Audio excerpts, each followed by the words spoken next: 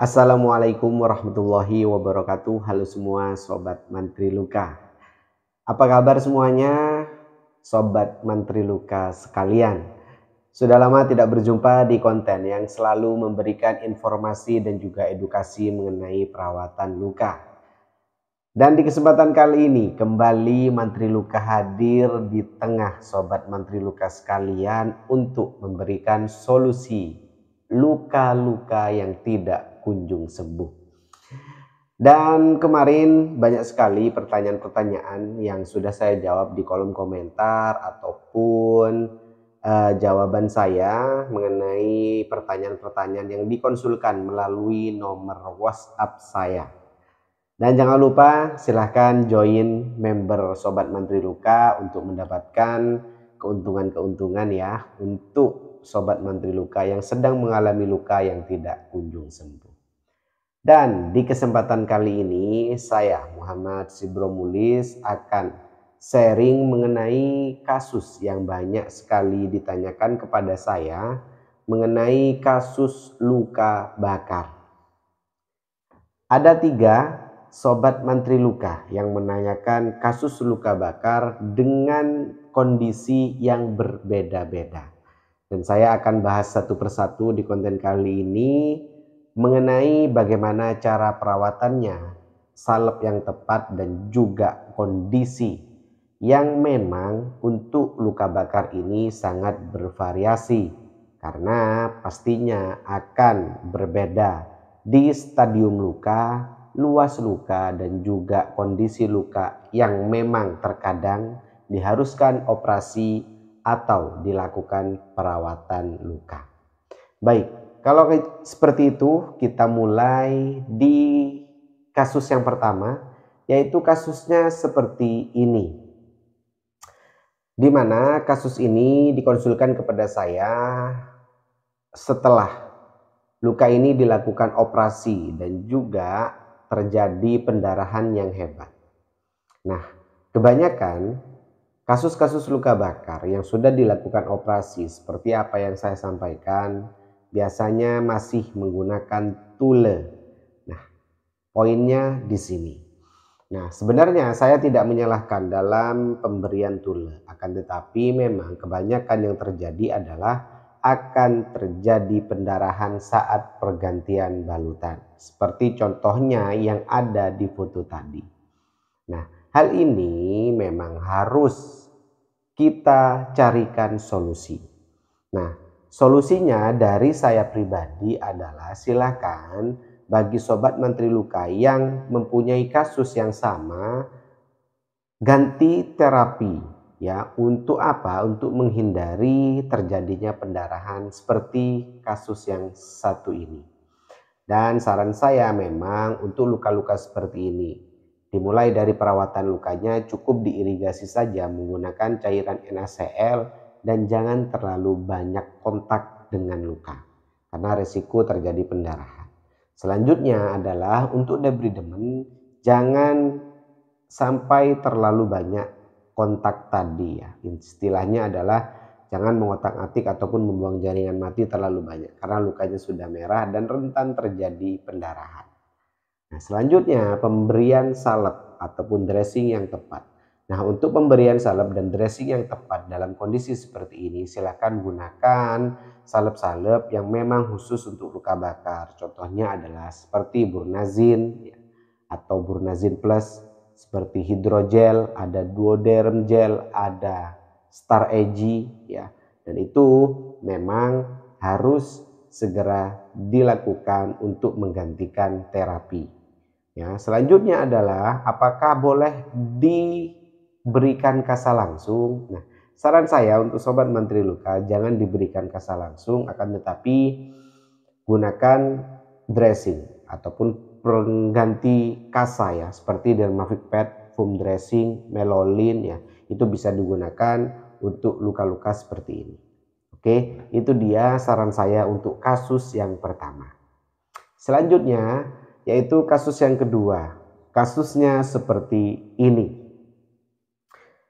Oke, terjadi luka bakar di area paha, di mana hal ini memang disebabkan oleh tumpahnya air panas.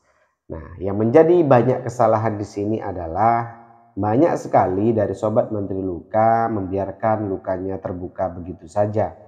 Hal ini mengakibatkan rentan sekali terjadinya kontaminasi bakteri dan ini sangat berbahaya sekali. Oke, dilihat dari kondisi lukanya banyak sekali jaringan mati dan baiknya adalah lukanya sudah berwarna dasar merah. Hal ini memang harus dicegah terjadinya kontaminasi dan juga berikan salep-salep yang baik untuk luka yang sudah berwarna merah seperti ini. Ya, untuk kasus yang kedua ini memang yang perlu diperhatikan adalah silakan bagi sobat menteri luka yang memutuskan untuk merawat lukanya secara mandiri, buanglah jaringan mati tadi ya, seperti kulit-kulit putih bekas gelembung air ataupun jaringan yang berwarna hitam, segeralah diangkat ya. Segera diangkat untuk apa? Untuk menemukan warna dasar merah. Nah, alasan yang kedua kenapa jaringan mati ini perlu diangkat, ya ingat sobat menteri luka sekalian, apabila dasar luka masih ada jaringan mati, maka salep yang kita tempelkan itu tidak akan langsung menyentuh ke dasar luka. Jadi itu akan mengakibatkan kurangnya efektivitas dari salep yang sudah kita aplikasikan pada dasar luka. Oke, dan ingat silahkan lukanya ditutup. Jangan sampai lukanya dibiarkan begitu saja. Oke, itu dia untuk kasus yang kedua ya. Sama-sama luka bakar tapi dengan kondisi yang berbeda. Dan yang terakhir kasus yang ketiga. Lukanya seperti ini. Oke, dari kasus yang ketiga ini memang tadi ya saya juga ditelepon dengan pasien ya, dimana kondisinya memang awalnya lukanya banyak sekali jaringan mati dan sudah diangkat oleh perawat yang sudah merawatnya.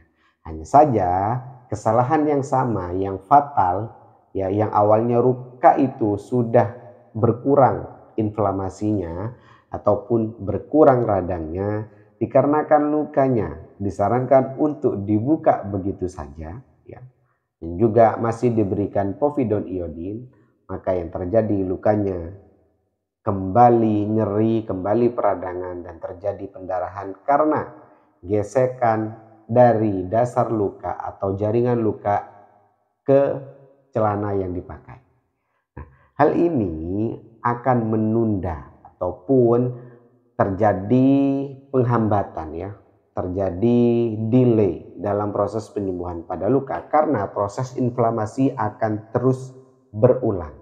Proses inflamasi akan terus berlanjut. Karena apa? Karena lukanya selalu tergesek dan itu akan menimbulkan nyeri.